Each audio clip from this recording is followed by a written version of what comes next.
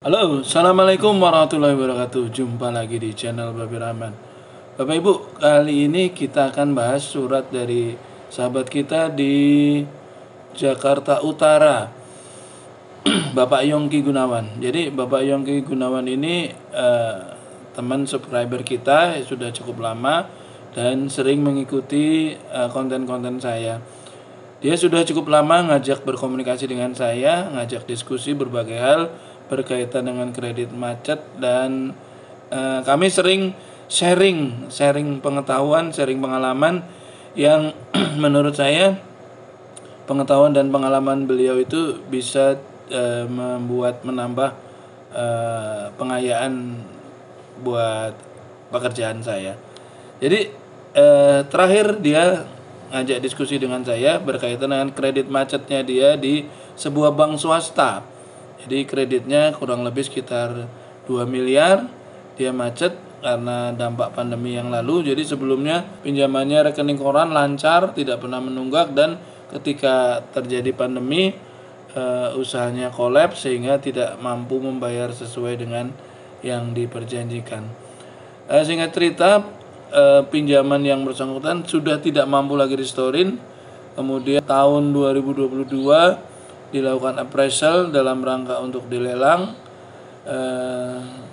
Tahun 2022 dilelang nggak laku, terus 2023 mau dilelang lagi, tapi beliau meminta hasil appraisal tahun yang lalu nggak diberikan, sehingga pada saat pihak bank ingin melakukan appraisal untuk tahun 2023 untuk persyaratan lelang berikutnya juga tidak diizinkan, sehingga kemungkinan besar appraisal itu dilakukan tanpa masuk ke gedung yang dia gunakan sebagai agunan.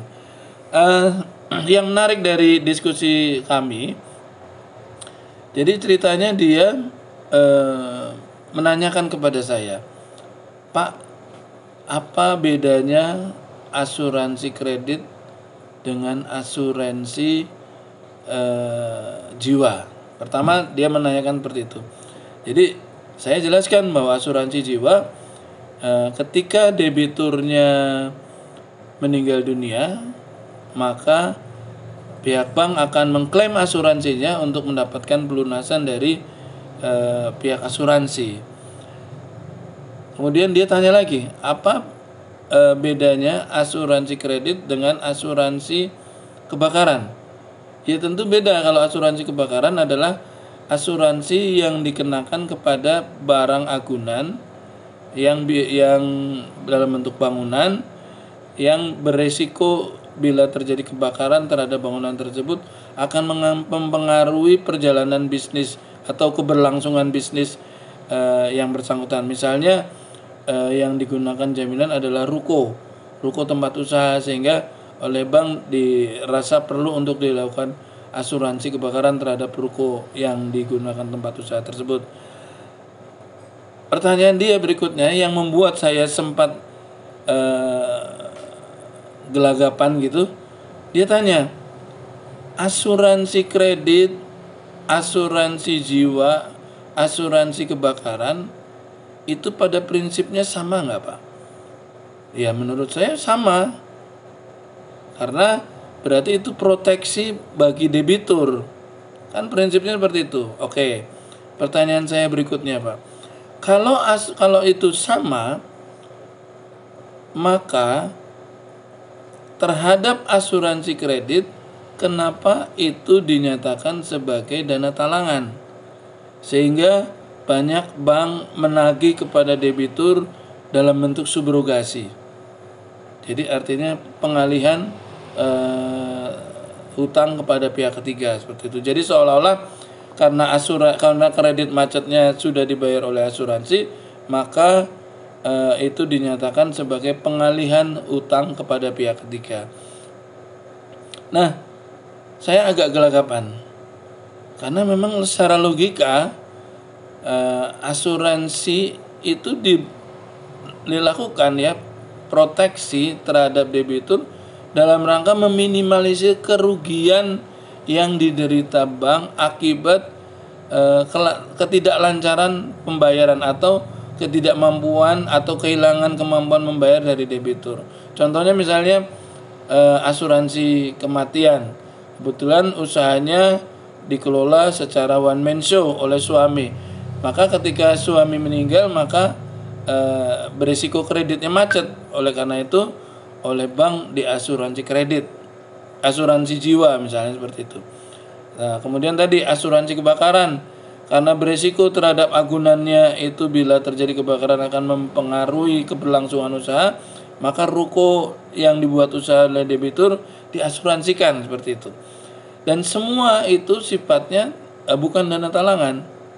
Nah, dia tanyakan kenapa kalau asuransi kredit itu merupakan dana talangan yang sifatnya harus dikembalikan oleh debiturnya. Dia tanya dasar hukumnya apa. Saya sempat kebingungan menjawabnya, dan kemudian saya juga mencari referensi. Saya cari di Google apakah ada POJK atau PMK atau undang-undang yang mengatur tentang itu. Nah, ini disclaimer ya buat teman-teman yang mungkin punya informasi tentang aturan ketentuan yang mengatur bahwa asuransi kredit itu sifatnya dana talangan dan harus dikembalikan. Tolong saya dibantu di kolom komen, tolong dijawab ya. Aturannya apa, misalnya POJK, Peraturan Otoritas Jasa Keuangan, ataupun undang-undang, ataupun mungkin Peraturan Menteri Keuangan nomor berapa, agar kita bisa diskusikan lebih lanjut. Jadi saya sampai konten ini saya buat, saya belum mendapatkan.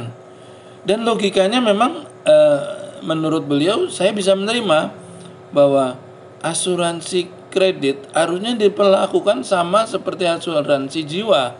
Jadi ketika terjadi wan prestasi, ketika terjadi kemacetan yang dilakukan oleh debitur, tentu ini di dalam pengertian resiko bisnis ya, bukan sebuah kesengajaan, bukan karena debitur nakal dan sebagainya, tapi karena misalnya kasusnya seperti dampak pandemi kemarin seperti itu. Harusnya itu diklaim ke asuransi dan tidak perlu mengembalikan, karena tentu asuransi sudah memperhitungkan resiko-resiko seperti itu ya. Mereka punya bagian yang tugasnya menghitung resiko. Nah, termasuk diantaranya adalah asuransi kredit ini gitu. Kenapa kemudian debiturnya harus mengembalikan sedangkan premi sudah dibayarkan gitu. Walaupun dalam hal ini mungkin asuransi kredit itu bisa diterjemahkan sebagai kepentingan bank, tapi menurut saya asuransi kebakaran pun juga kepentingan bank, asuransi jiwa pun juga kepentingan bank, karena kaitannya adalah menjaga keberlangsungan angsuran debitur gitu. Jadi kalau dilihat dari sudut pandang yang sama, mereka sama. Kenapa perlakuannya berbeda sehingga debitur harus mengembalikan asuransi yang sudah klaim yang sudah dibayarkan oleh asuransi tersebut. Nah, ini mungkin kalau ada teman-teman yang punya referensi, monggo kita berbagi untuk kita diskusikan, karena memang Pak Yongki ini mengendaki saya sebagai kuasa hukumnya untuk menangani gugatannya baik secara perdata maupun pidana. Demikian ya Bapak Ibu, semoga bermanfaat. Ingat bahwa kredit macet bukan akhir dari segalanya, pasti ada solusinya. Jangan takut berlebihan, berpikir secara rasional dan bersikap secara proporsional, pasti ada jalan keluar. Terima kasih, sampai jumpa. Assalamualaikum warahmatullahi wabarakatuh.